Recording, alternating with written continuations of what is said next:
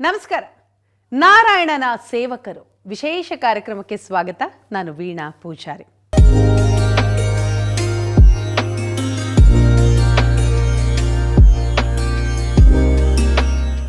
ಅವರೆಲ್ಲ ಸಮಾಜದ ಒಳಿತಿಗಾಗಿ ನಿಸ್ವಾರ್ಥ ಭಾವದಿಂದ ದುಡಿಯುವವರು, ಕಷ್ಟದಲ್ಲಿರುವವರಿಗಾಗಿ ಮಿಡಿಯುವವರು. ಆ ನಿಸ್ವಾರ್ಥ ಸೇವೆಯ ಸೈನಿಕರಿಗೆ ಕೃತಜ್ಞತೆ ಸಲ್ಲಿಸಲು ವೈಭವದ ಕಾರ್ಯಕ್ರಮ ಆಯೋಜಿಸಲಾಗಿತ್ತು. ಸಾಂಸ್ಕೃತಿಕ ಕಾರ್ಯಕ್ರಮಗಳು ನೆರೆದಿದ್ದವರನ್ನ ಅಕ್ಷರಶಃ ಮಂತ್ರಮುಗ್ಧಗೊಳಿಸಿದವು. ಹಾಗಾದ್ರೆ ಆ ವಿಶೇಷ ಕಾರ್ಯಕ್ರಮ ನಡೆದಿದ್ದೆಲ್ಲಿ ಅಂತೀರಾ? ಇಲ್ಲಿದೆ ನೋಡಿ ಕಂಪ್ಲೀಟ್ ರಿಪೋರ್ಟ್. ಬಿಎಪಿಎಸ್ ಸ್ವಯಂ ಸೇವಕರ ಸುವರ್ಣ ಮಹೋತ್ಸವ ಕಾರ್ಯಕ್ರಮ ನರೇಂದ್ರ ಮೋದಿ ಸ್ಟೇಡಿಯಂನಲ್ಲಿ ಮೇಳೈಸಿದ ಸಂಭ್ರಮ ಸಡಗರ. ಸಮಾಜಕ್ಕೆ ಸೇವೆಗೈದ 1 ಲಕ್ಷ ಕಾರ್ಯಕರ್ತರಿಗೆ ಗೌರವ ಅರ್ಪಣೆ.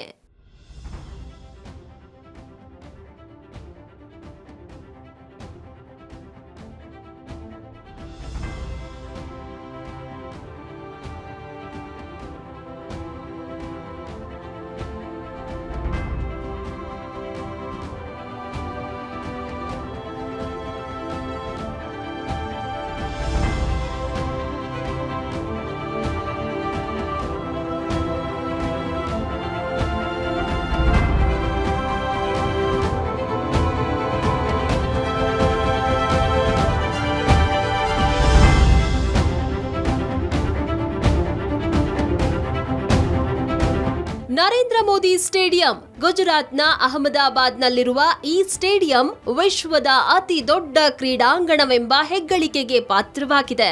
1,32,000 ಜನರ ಸಾಮರ್ಥ್ಯದ ಈ ಕ್ರೀಡಾಂಗಣದಲ್ಲಿ ಡಿಸೆಂಬರ್ 7ರಂದು ಅಕ್ಷರಶಃ ಹಬ್ಬದ ವಾತಾವರಣ ಸೃಷ್ಟಿಯಾಗಿತ್ತು.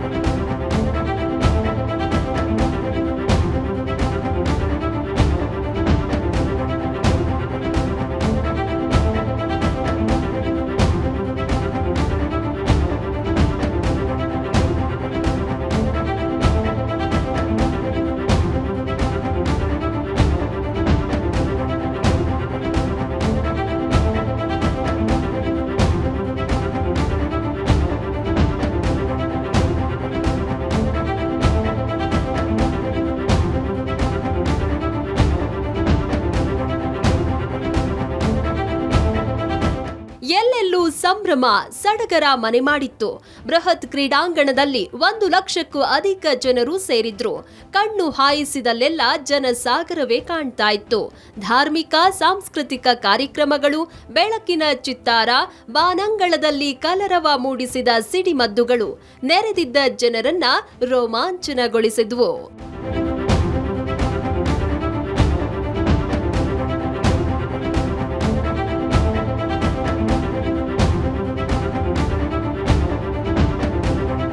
ನರೇಂದ್ರ ಮೋದಿ ಸ್ಟೇಡಿಯಂನಲ್ಲಿ ಇಷ್ಟೆಲ್ಲ ಸಂಭ್ರಮ ಸೃಷ್ಟಿಗೆ ಕಾರಣವಾಗಿದ್ದು ಬಿಎಪಿಎಸ್ ಸ್ವಾಮಿನಾರಾಯಣ ಸಂಸ್ಥೆ ಆಯೋಜಿಸಿದ್ದ ಸ್ವಯಂ ಸೇವಕರ ಸುವರ್ಣ ಮಹೋತ್ಸವ.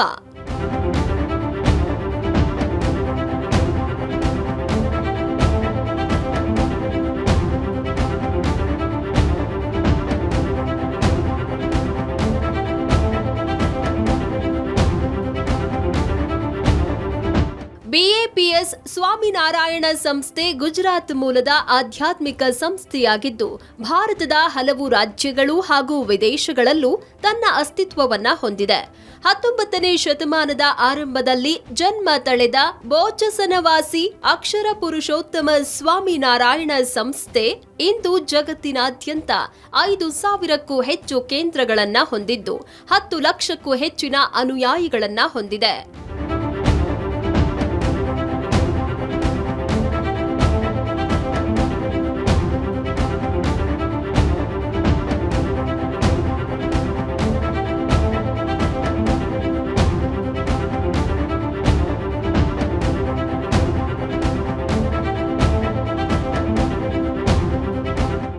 ಲಕ್ಷಾಂತರ ಜನರು ಬಿಎಪಿಎಸ್ ಸ್ವಾಮಿನಾರಾಯಣ ಸಂಸ್ಥೆಯಲ್ಲಿ ಸ್ವಯಂ ಸೇವಕರಾಗಿ ಕರ್ತವ್ಯ ನಿರ್ವಹಿಸುತ್ತಿದ್ದು, ಪ್ರಕೃತಿ ವಿಕೋಪ ಸೇರಿದಂತೆ ಹಲವು ತುರ್ತು ಸಂದರ್ಭಗಳಲ್ಲಿ ಸಮಾಜದ ನೆರವಿಗೆ ಧಾವಿಸಿದ್ದಾರೆ.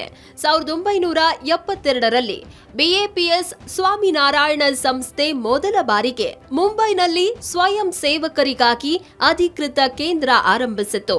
ಈ ಕೇಂದ್ರ ಆರಂಭವಾಗಿ 50 ವರ್ಷಗಳು ಉರುಳಿದ ಹಿನ್ನೆಲೆ ನಿಸ್ವಾರ್ಥ ಭಾವದಿಂದ ಸಮಾಜದ ಸೇವೆಗೈದ ಸ್ವಯಂ ಸೇವಕರ ಪಡೆಗೆ ಗೌರವ ಅರ್ಪಣೆಗಾಗಿ ಕಾರ್ಯಕರ್ ಸುವರ್ಣ ಮಹೋತ್ಸವ ಕಾರ್ಯಕ್ರಮವನ್ನ ಹಮ್ಮಿಕೊಳ್ಳಲಾಗಿತ್ತು.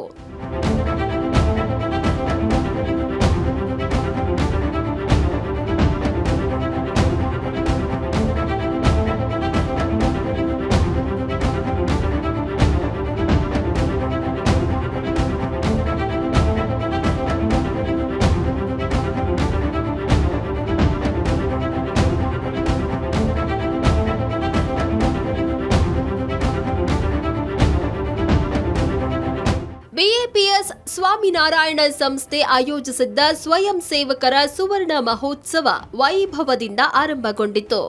ಬಿಎಪಿಎಸ್ನ ಮಹಂತ ಸ್ವಾಮಿ ಮಹಾರಾಜ್ ವಿಶೇಷವಾಗಿ ಅಲಂಕೃತಗೊಂಡಿದ್ದ ರಥದಲ್ಲಿ ಕುಳಿತು ಕ್ರೀಡಾಂಗಣದಲ್ಲಿ ಸಾಗಿದ್ರು. ಈ ವೇಳೆ ನೂರಾರು ಮಕ್ಕಳು ಹಾಗೂ ಕಾರ್ಯಕರ್ತರು ವಿಶೇಷ ನೃತ್ಯ ಪ್ರದರ್ಶನ ಮಾಡಿದ್ರು. ಗುಲಾಬಿ ದಳಗಳು ಬಿಚ್ಚಿಕೊಳ್ಳುವ ಮಾದರಿಯಲ್ಲಿ ಸಂಯೋಜಿಸಲಾಗಿದ್ದ ನೃತ್ಯ ನೆರೆದಿದ್ದ ಜನರ ಗಮನ ಸೆಳೆಯಿತು. ಚದುರಿದ ಮಣಿಗಳನ್ನ ಹಾರವಾಗಿಸುವ ಹಾಗೂ ಗುಲಾಬಿ ದಳಗಳನ್ನ ಚಿನ್ನದ ದಳವಾಗಿಸುವ ಪರಿಕಲ್ಪನೆ ನಿಜಕ್ಕೂ ಅದ್ಭುತವಾಗಿತ್ತು.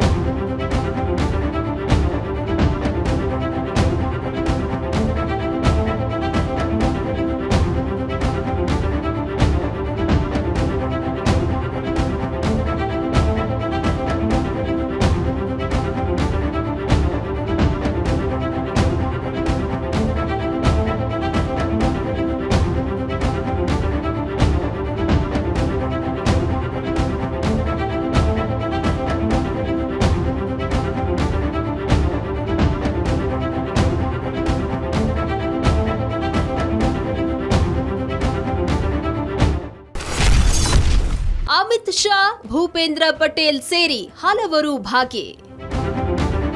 ಸ್ವಯಂ ಸೇವಕರ ಸುವರ್ಣ ಮಹೋತ್ಸವಕ್ಕೆ ಕೇಂದ್ರ ಗೃಹ ಸಚಿವ ಅಮಿತ್ ಶಾ ದೀಪ ಬೆಳಗಿಸುವ ಮೂಲಕ ಚಾಲನೆ ನೀಡಿದ್ರು. ಗುಜರಾತ್ ಸಿಎಂ ಭೂಪೇಂದ್ರ ಪಟೇಲ್ ಸೇರಿದಂತೆ ಹಲವು ರಾಜಕೀಯ ಗಣ್ಯರು ಹಾಗೂ ಸಾಧು ಸಂತರು ವೈಭವದ ಕಾರ್ಯಕ್ರಮಕ್ಕೆ ಸಾಕ್ಷಿಯಾದರು. ಸ್ವಯಂ ಸೇವಕರ ಸುವರ್ಣ ಮಹೋತ್ಸವ ಆಚರಣೆ ಉದ್ದೇಶ, ಗುರಿಗಳ ಬಗ್ಗೆ ಬಿಎಪಿಎಸ್ನ ಜ್ಞಾನವತ್ಸಲ ಸ್ವಾಮೀಜಿ ಹೇಳಿದ್ದು ಹೀಗೆ. Well, this is a festival of expressing gratitude. More than about 100,000, that is 1 lakh volunteers, Karyakartas of BAPS from about 30 countries, they have come together today. Our Guru Hari, Parampuja Mahant Swami Maharaj, had an inner wish from his deepest heart that he wanted to felicitate these Karyakartas for their selfless service to society in all walks of life, in the 162 different kinds of social, cultural, medical, environmental, educational activities that we do. These Karyakartas have selflessly given their time, their energy, their talent, their resources, everything. In addition to that, whenever the society needed them, during the times of calamities, they have very selflessly donated their time, resources, energy for that. So this is a gathering of gratitude. That is all that I can say. BAPS ಕಾರ್ಯಕರ್ತರ ಸೇವೆ ಶ್ಲಾಘಿಸಿದ ಪ್ರಧಾನಿ Modi. ದಶಕಗಳಿಂದಲೂ BAPS ಕಾರ್ಯಕರ್ತರು ಸಮಾಜದಲ್ಲಿ ಬಿಕ್ಕಟ್ಟಿನ ಪರಿಸ್ಥಿತಿ ಎದುರಾದಾಗ ನೆರವಿಗೆ ಧಾವಿಸಿದ್ದಾರೆ. ನಿಸ್ವಾರ್ಥ ಭಾವದಿಂದ ಸೇವೆಗೈದಿದ್ದಾರೆ. ಅದು ಪ್ರಾಕೃತಿಕ ವಿಕೋಪವೇ ಆಗಿರಲಿ, ಮತ್ಯಾವುದೇ ದುರ್ಘಟನೆ ಸಂಭವಿಸಲಿ, ಬಿಎಪಿಎಸ್ ಕಾರ್ಯಕರ್ತರು ಮುಂಚೂಣಿಯಲ್ಲಿ ನಿಂತು ಜನರಿಗೆ ಸಹಾಯ ಹಸ್ತ ಚಾಚಿದ್ದಾರೆ. 2001ರ ಭುಜ್ ಭೂಕಂಪ, ಕೋವಿಡ್ ಸಾಂಕ್ರಾಮಿಕ ಸೇರಿದಂತೆ ಹಲವು ಸಂಕಷ್ಟದ ಸಮಯದಲ್ಲಿ ಬಿಎಪಿಎಸ್ ಕಾರ್ಯಕರ್ತರು ಮಾನವೀಯ ನೆರವನ್ನ ಒದಗಿಸಿದ್ದಾರೆ. ಪರಿಹಾರ ಕಾರ್ಯದಲ್ಲಿ ತೊಡಗಿಸಿಕೊಂಡಿದ್ದಾರೆ. ಅದರಲ್ಲೂ 2022ರಲ್ಲಿ ಯುಕ್ರೇನ್ ಮೇಲೆ ರಷ್ಯಾ ದಾಳಿ ಮಾಡಿದಾಗ ಭಾರತೀಯ ವಿದ್ಯಾರ್ಥಿಗಳು ತೊಂದರೆಗೆ ಸಿಲುಕಿದ್ರು. ಯುದ್ಧ ಪೀಡಿತ ರಾಷ್ಟ್ರದಿಂದ ಭಾರತೀಯರನ್ನ ರಕ್ಷಿಸಲು ಪ್ರಧಾನಿ ಮೋದಿ ಬಿಎಪಿಎಸ್ ಸ್ವಾಮಿನಾರಾಯಣ ಸಂಸ್ಥೆಯ ಸಹಕಾರ ಕೋರಿದ್ರು. ತಕ್ಷಣವೇ ಯುರೋಪ್ ರಾಷ್ಟ್ರಗಳಲ್ಲಿದ್ದ ಬಿಎಪಿಎಸ್ ಸ್ವಯಂ ಸೇವಕರು ಪೋಲ್ಯಾಂಡ್ ಗಡಿಗೆ ತಲುಪಿ ಭಾರತೀಯರ ರಕ್ಷಣೆಗೆ ಟೊಂಕ ಕಟ್ಟಿ ನಿಂತರು. ಅಲ್ಲೇ ಟೆಂಟ್ಗಳನ್ನ ಹಾಕಿ ಊಟ ವಸತಿಯ ವ್ಯವಸ್ಥೆ ಕಲ್ಪಿಸಿದ್ರು. ಭಾರತೀಯರು ಮಾತ್ರವಲ್ಲದೆ ವಿದೇಶಗಳ ವಿದ್ಯಾರ್ಥಿಗಳಿಗೂ ಬಿಎಪಿಎಸ್ ಕಾರ್ಯಕರ್ತರು ಸಹಾಯ ಮಾಡಿದ್ರು.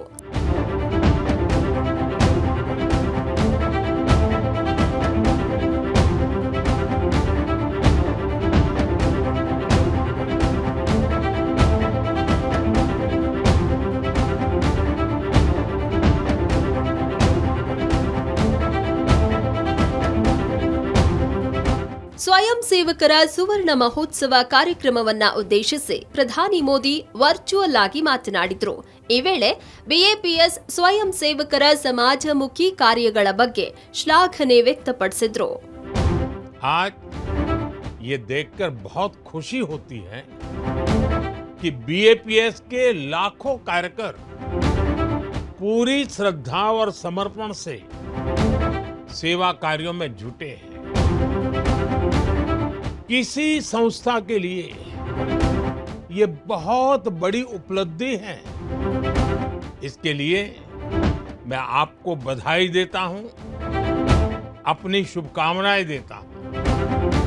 साथियों, मेरा सौभाग्य है कि मैंने बाप्स के सेवा अभियानों को इतने करीब से देखा है. मुझे उनसे जुड़ने का अवसर मिला है. भूज में भूकंप से हुई तबाही के बाद के हालात हो,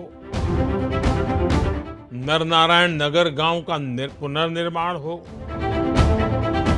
चाहे केरला की बाढ़ हो या उत्तराखंड में भूस्खलन की पीड़ा हो, या फिर हाल ही में कोरोना जैसी वैश्विक महामारी की आपदा, हमारे कार्यकर साथी हर जगह परिवार भाव से खड़े होते हैं. इनका युद्ध बढ़ने लग गया तो भारत सरकार ने तुरंत ये तय किया कि वहां फंसे भारतीयों को तत्काल सुरक्षित निकालना है. इसके बाद बहुत बड़ी संख्या में भारतीय पोलैंड पहुंचने लग गए थे.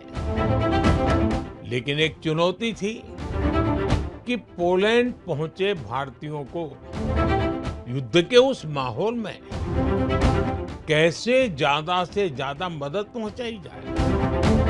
उस समय मैंने बीएपीएस के एक संत के साथ बात की और ये बात मुझे लगता है शायद आधी रात बीत चुकी थी.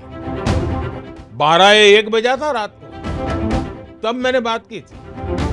उनसे मैंने आग्रह किया कि बड़ी संख्या में जो भारतीय पोलैंड पहुंच रहे हैं, उनकी मदद के लिए मुझे आपका सहयोग चाहिए.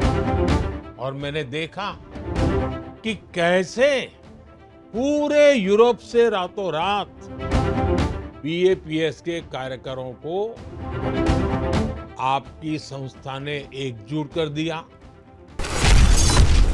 ಬೆಳಕಿನ ಚಿತ್ತಾರದಲ್ಲಿ ಅದ್ಭುತ ನೃತ್ಯ ಪ್ರದರ್ಶನ. ಬಿಎಪಿಎಸ್ ಸುವರ್ಣ ಮಹೋತ್ಸವದಲ್ಲಿ ಹಲವು ನೃತ್ಯ ಪ್ರದರ್ಶನಗಳನ್ನು ಪ್ರಸ್ತುತಪಡಿಸಲಾಯಿತು. ಸ್ವಯಂ ಸೇವಕರ ಸಂಘಟನೆ ಆರಂಭದಿಂದ ಇಂದಿನ ಹಂತದವರೆಗೆ ಬೆಳೆದು ಬಂದ ಪರಿಯನ್ನ ವಿಶೇಷ ಪ್ರದರ್ಶನದ ಮೂಲಕ ತಿಳಿಸಲಾಯಿತು.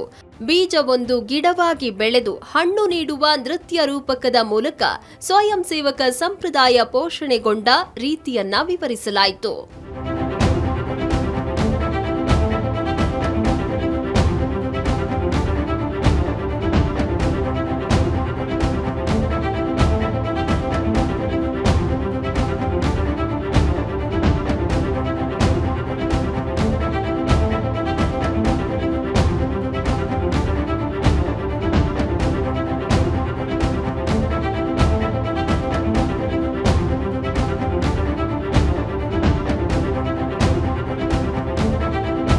ಒಂದು ಲಕ್ಷ ಸ್ವಯಂ ಸೇವಕರು ನಡೆಸಿದ ಮಹಾ ಆರತಿಯೊಂದಿಗೆ ಸುವರ್ಣ ಮಹೋತ್ಸವ ಸಂಪನ್ನವಾಯಿತು. ಸ್ವಯಂ ಸೇವಕರಿಗೆ ಗೌರವ ಮತ್ತು ಕೃತಜ್ಞತೆಯನ್ನ ವ್ಯಕ್ತಪಡಿಸಲು ಮಕ್ಕಳು ಮತ್ತು ಯುವ ಕಾರ್ಯಕರ್ತರು ರೋಮಾಂಚಕ ನೃತ್ಯ ಪ್ರದರ್ಶಿಸಿದ್ರು. ನೃತ್ಯ, ಸಂಗೀತ, ಅತ್ಯಾಧುನಿಕ ತಂತ್ರಜ್ಞಾನದ ಸ್ಪೆಷಲ್ ಲೈಟಿಂಗ್ ಎಫೆಕ್ಟ್ನೊಂದಿಗೆ ಬಾನೆತ್ತರಕ್ಕೆ ಪಟಾಕಿ ಸಿಡಿಸಿ ಭವ್ಯ ಕಾರ್ಯಕ್ರಮಕ್ಕೆ ತೆರೆ ಎಳೆಯಲಾಯಿತು.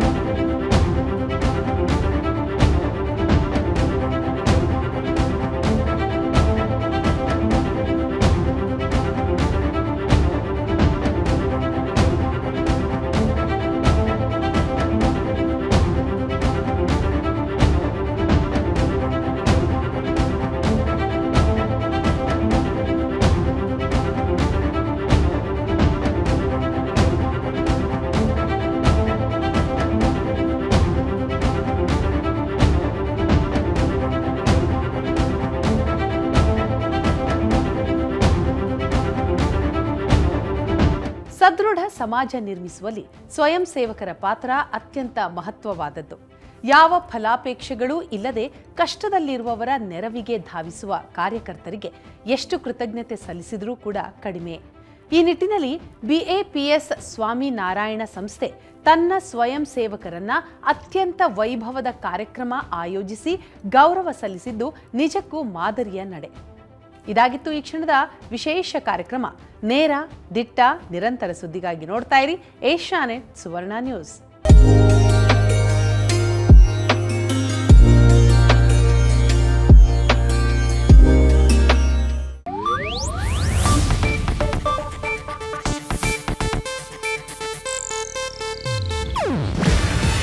ಇದು ಏಷ್ಯಾನೆಟ್ ನ್ಯೂಸ್ ನೆಟ್ವರ್ಕ್ ಪ್ರಸ್ತುತಿ. ನೀವು ನೋಡ್ತಿದ್ದೀರಾ ಏಷ್ಯಾನೆಟ್ ಸುವರ್ಣ ನ್ಯೂಸ್.